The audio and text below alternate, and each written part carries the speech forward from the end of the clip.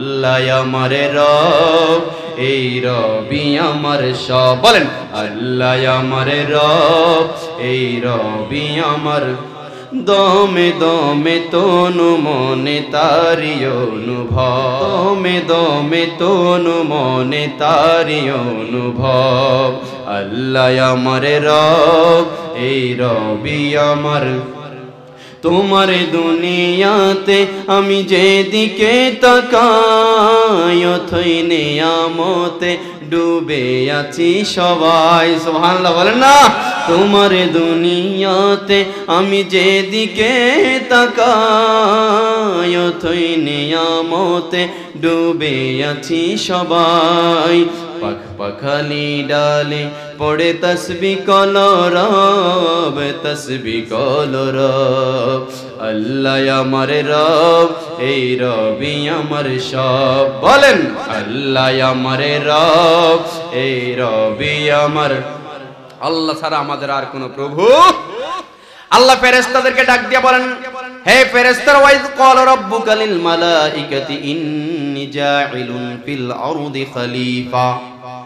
হে ফেরেশতারা শুনো, নিশ্চয় আমি দুনিয়ার মধ্যে খলিফা প্রেরণ করতে যাচ্ছি। খলিফা প্রেরণ করব। খলিফা মানে কি? আপনাদের রহিমানা ঘরের জামা কাপড় সেলানের খলিফা, পাঞ্জাবি সেলার খলিফা।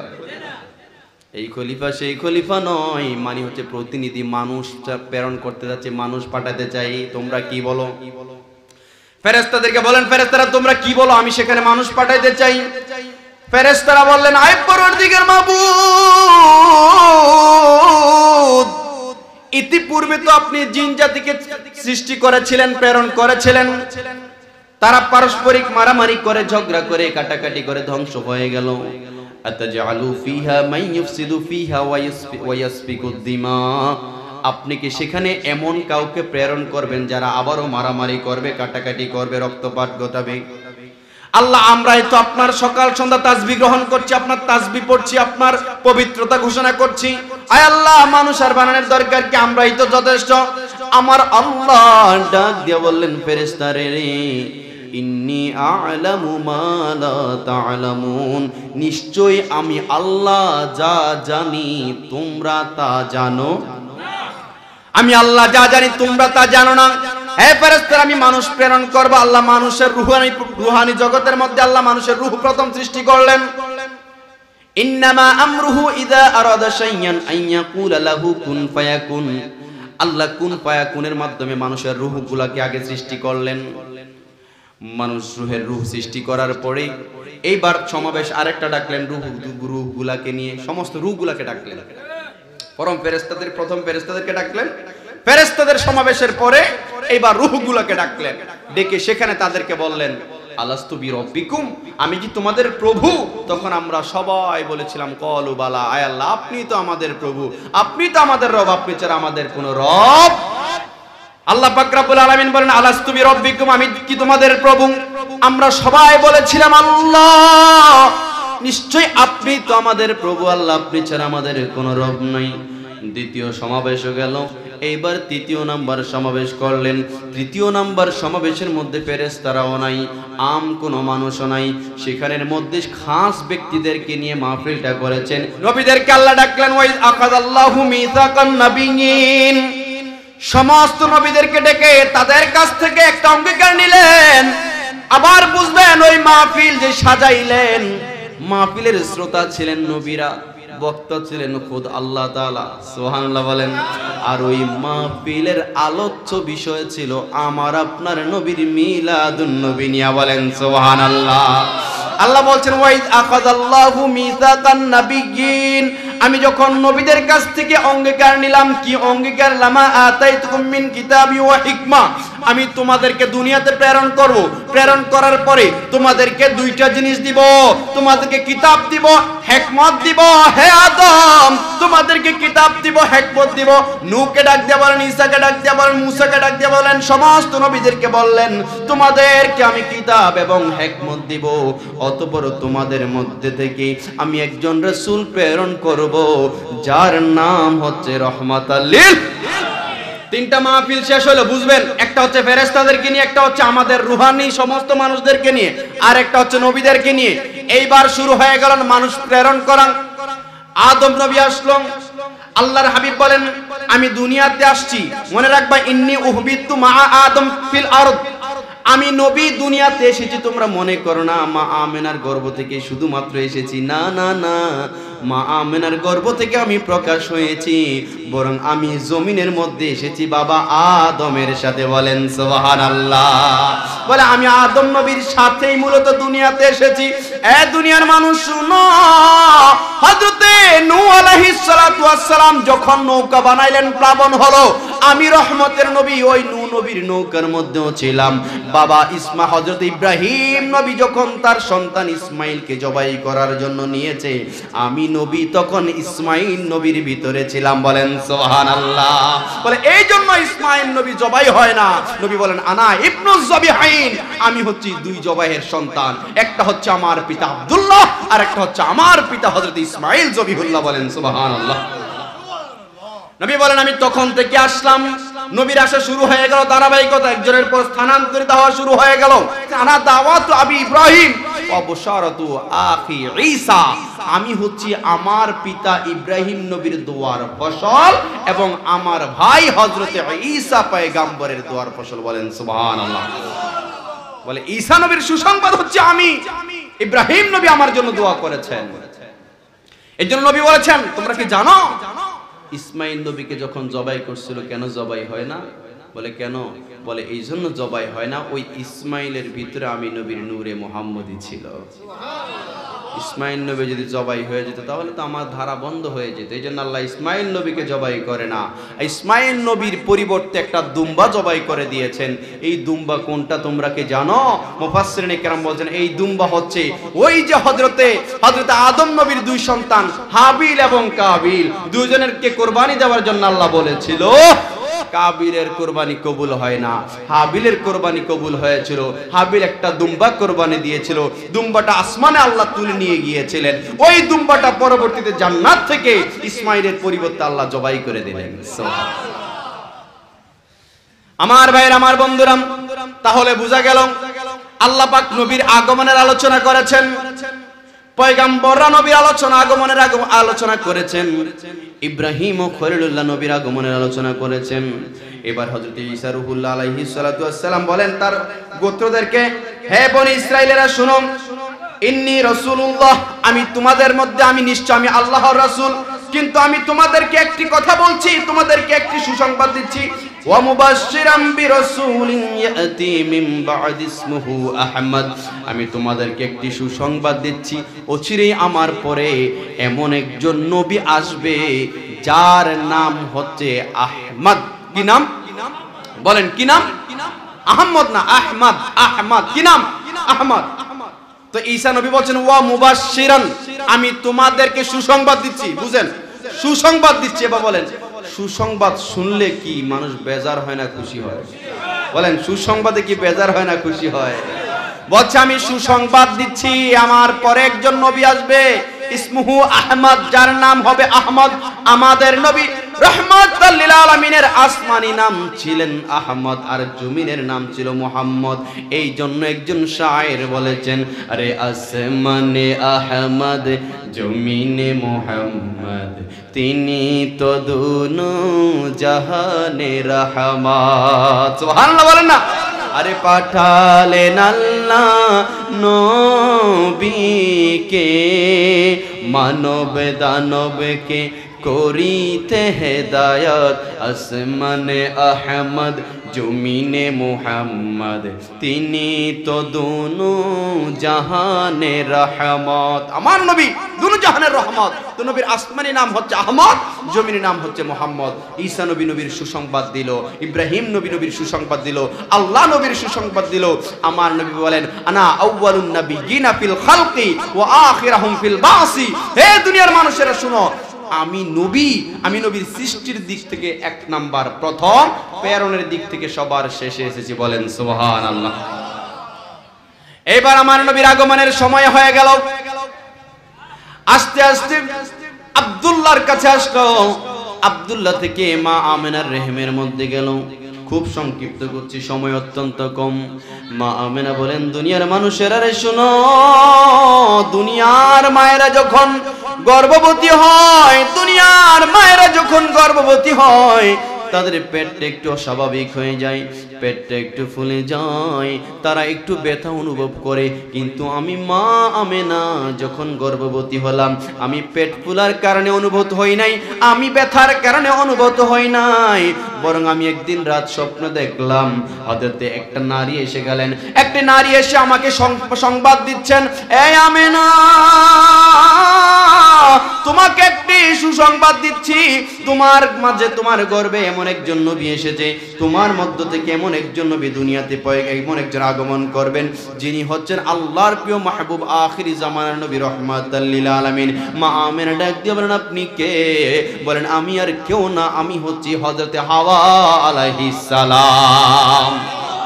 মা আমেনা বলেন, তার কিছুদিন পরে গেল, হঠাৎ করে আরো একদিন রাত আমি স্বপ্নে দেখলাম আরো একজন নারী আমার স্বপ্নে ঘরে হাজির হয়ে গেল, আর ডাক দিয়ে বলেন, মা রে মা, তোমাকে একটা সুসংবাদ দিচ্ছি, অচিরেই তোমার ঘরের দু জাহানের বাদশা নবী আসতেছে।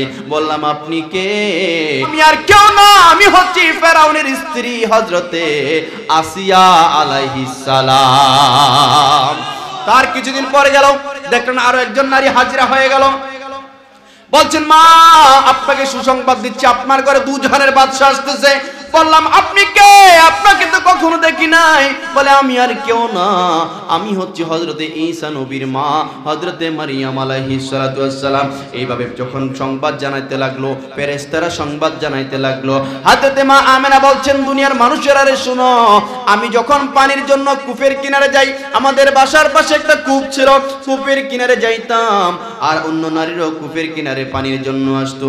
যেই মাত্র আমি পানির জন্য যাইতাম, পানিটা নিচে ছিল, আমি মা আমেনা সেখানে যাইতে দেরি, কূপের তলা থেকে পানিগুলা কূপের মুখে আসতে আর দেরি করতো না। পানিগুলো উপরের মধ্যে চলে আসতো, সুগন্ধিতে পুরো এলাকা হয়ে গেল। আব্দুল মুত্তালিবের কাছে অভিযোগ জানাইলো লোকেরা, হ্যাঁ আব্দুল মুত্তালিব, আপনি কি মক্কার রীতিনীতি ভুলে গেছেন? বলে, কি হয়েছে? আপনি কি জানেন না, কোন বিধবা নারী সুগন্ধি ব্যবহার করা আমাদের মক্কা নগরীর রীতি অনুযায়ী নিষেধ। আপনার পুত্রবধূ আমেনা তার স্বামী মারা গেছে, সে সুগন্ধি লাগায় হাঁটে, তাও এমন সুগন্ধি যে সুগন্ধে পুরো এলাকা সুগন্ধিত হয়ে যায়। আব্দুল মুত্তালিব বাড়িতে আসলেন, তার স্ত্রীকে বললেন, আমেনাকে ডেকে একটু জিজ্ঞাসা করো তো, সে কেন এই রীতির বিরুদ্ধে আমল করছে। আমেনাকে প্রশ্ন করলো, মা আমেনা, কেন তুমি সুগন্ধি লাগাও? এটা তো আমাদের রীতিনীতির বাহিরে। মা আমেনা ডাক দিয়ে বললেন, মা রে মা, আমি কোনো আতর লাগাই নাই, আমি দুনিয়ার কোনো সুগন্ধি লাগাই নাই, এটা আমার শরীরের সুগন্ধি নয়, বরং আমার গর্ভে যিনি এসেছেন তিনার সুগন্ধে সব কিছু সুগন্ধি হয়ে যায়। বলে, মা শুধু ঘরে নয়, শুধু আমার শরীরে নয়, বরং আমি যদি মুখ থেকে থুতু ফেলাই, আমার থুতুর মধ্যেও মেশক আম্বরের ঘ্রাণ ছড়াইতে থাকে। বলেন সুবহানাল্লাহ। বলে, মা এটা আমার ওই যে গর্ভে যিনি আসবেন তার সুগন্ধি। আমার বন্ধুরা, আমার বাবারা, আল্লাহর হাবিব আসার সময় হয়ে গেল। ঠিক যখন দুনিয়ার মধ্যে আসলো, দুনিয়ার মধ্যে যেদিন তাশরিফ আনবেন সেই দিন অসংখ্য ঘটনা ঘটেছে, সময় অত্যন্ত কম, আমি সেদিকে যাব না। নবী দুনিয়াতে যখন আসলেন, আমাদের সন্তানরা দুনিয়াতে আসার পরে কান্নাকাটি শুরু করে দেয়, কিন্তু হাদিস শরীফ সাক্ষী দেয়, আল্লাহর হাবিব দুনিয়াতে আসার পরে সিজদায় পড়ে গেলেন, সিজদায় পড়ে আল্লাহর হাবিব সাক্ষী দিলেন, লা ইলাহা ইল্লাল্লাহ ওয়া আন্নী রাসূলুল্লাহ। বলেন সুবহানাল্লাহ। বলেন, আমি দুনিয়াতে এসে আমার নবী কালেমা শরীফ পড়েছেন, দুনিয়াতে এসে আমার নবী। মা আমেনা বলছেন, আমার সন্তানটা দুনিয়াতে যখন এসেছে, মনে হয় তাকে কেউ গোসল করায় সুগন্ধি মাইখা দুনিয়াতে এনেছেন। বলেন সুবহানাল্লাহ। আমার নবী হযরত আব্বাস রাদিয়াল্লাহু তাআলা আনহুকে প্রশ্ন করলেন পরবর্তীতে, ও চাচা, আপনার কাছে জানতে চাই, আপনি কেন ইসলাম গ্রহণ করেছেন? চাচা, আমার তো আরো কিছু চাচা ছিল, তারা তো ইসলাম গ্রহণ করে নাই, আপনি এমন একটি অলৌকিক ঘটনা বলেন যেটার কারণে আপনি ইসলাম গ্রহণ করেছেন। হযরত আব্বাস রাদিয়াল্লাহু তাআলা আনহু বলেন, ইয়া রাসূলুল্লাহ, আমি কেন ইসলাম গ্রহণ করেছি তার অন্যতম একটা কারণ শুনেন। বলে আপনি যেই দিন দুনিয়াতে আগমন করবেন, দুনিয়াতে এসেছেন, আমি তখন বাইতুল্লাহর পাশে ছিলাম। ইয়া রাসূলুল্লাহ নবীজি, হঠাৎ করে আমি পূর্ণিমার রাতের দিন আমি হঠাৎ করে আসমানের দিকে নজর করে দেখলাম আকাশের চাঁদটা আসমান থেকে নিচের দিকে নামতেছে। বলে নামতে নামতে আমার ভয় হয়ে গেল, না জানি জমিনের মধ্যেই চাঁদটা পড়ে যায়। ইয়া রাসূলুল্লাহ, আমি চিন্তা করলাম আজকে চাঁদটা এমন করছে কেন। আমি হঠাৎ করে তাকায় দেখলাম শুধু যে নিচে নেমে এসেছে তা নয়, চাঁদটা একবার ডান দিকে যায়, আরেকবার বাম দিকে যায়, একবার ডান দিকে যায়, আরেকবার বাম দিকে যায়। আমি দৌড়ে আপনার ঘরের কাছে গেলাম, আমি গিয়ে দেখলাম আপনাকে দোলনার মধ্যে শোয়া রেখেছেন, আর আপনি আসমানের দিকে তাকায় আছেন, আপনি পা নাড়াচাড়া করতেছেন। ইয়া রাসূলুল্লাহ, আমি দেখতে পেলাম আপনি হাতটা যেদিকে নেন চাঁদটা সেদিকে যায়, আপনি ওই হাতটা যেদিকে নেন চাঁদটাও সেদিকে যায়। তখন আমি বুঝে গেলাম আপনি কোনো সাধারণ মানুষ নয়, আপনি নিশ্চয়ই আল্লাহর পয়গাম্বর। বলেন সুবহানাল্লাহ। নবী আমার ডাক দিয়ে বলেন, চাচা সেই দিন তো আপনি দেখেছেন চাঁদ আকাশের নিচে নেমে এসেছে। ও চাচা, শুধু তাই নয়, বরং সেই দিন আমি নবী চাঁদের সাথে কথাও বলেছি। বলে চাচা গো, আমি যখন কান্না করার ভান করতাম চাঁদ আমাকে সান্ত্বনা দিত, আমি আবার মুস্কি মুস্কি হাসতাম। চাঁদ আমার নবীকে সান্ত্বনা দিত, চাঁদকে আমার আল্লাহ খেলনা বানায়া দিল।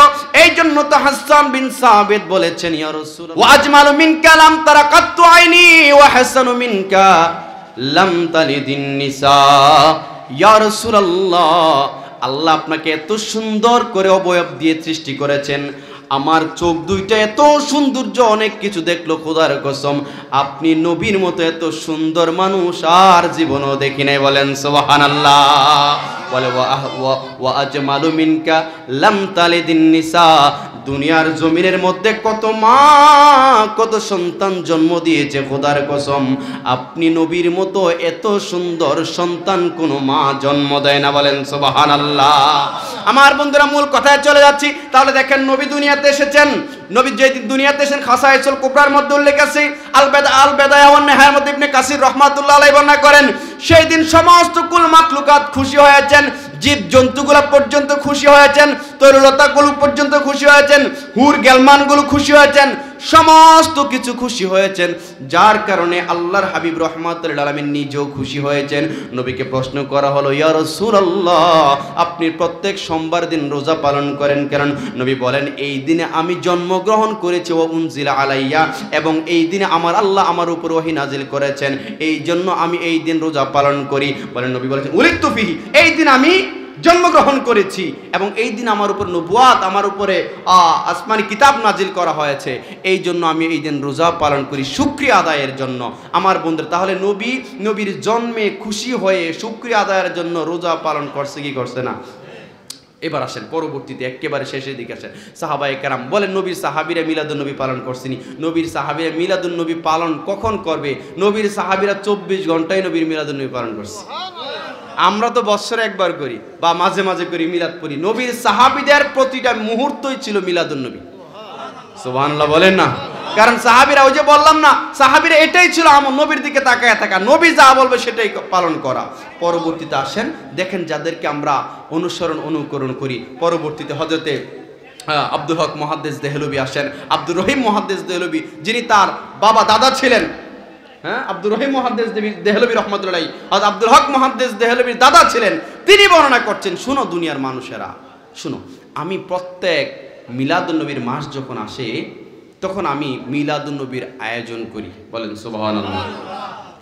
এখন কেউ যদি বলে আমি আব্দুল হক মুহাদ্দিস দেহলভীরে মানি না, আমি আব্দুল আজিজ মুহাদ্দিস দেহলভীকে মানি না, আমি আব্দুর রহিম মুহাদ্দিস দেহলভীকে মানি না, তাহলে তিনি এই উপমহাদেশে যে হাদিস যাদের হাদিস পড়ে আমরা আলেম হয়েছে মানুষেরা, হুজুর মোল্লা মুন্সি দাবি করছেন, সে আলেম দাবি করতে পারবে না। কথা বুঝতে পেরেছেন? আর তাদেরকে মানার জন্য আল্লাহ বলেছেন, আতিউল্লাহ ওয়া আতিউর রাসূলা ওয়া উলিল আমরি মিনকুম, আল্লাহর আনুগত্য করো, রাসূলের আনুগত্য করো, এবং উলিল আমর যারা তাদের আনুগত্য করো। তো উলিল আমরই হচ্ছে আব্দুর রহিম মুহাদ্দিস দেহলভী, ইনারা। আব্দুর রহিম মুহাদ্দিস দেহলভী রাহমাতুল্লাহি আলাইহি বলেন, দুনিয়ার মানুষেরা শুনো, আমি প্রত্যেক মিলাদুন নবীর দিন আমি নবীর জন্য মিলাদুন নবীর আয়োজন করতাম।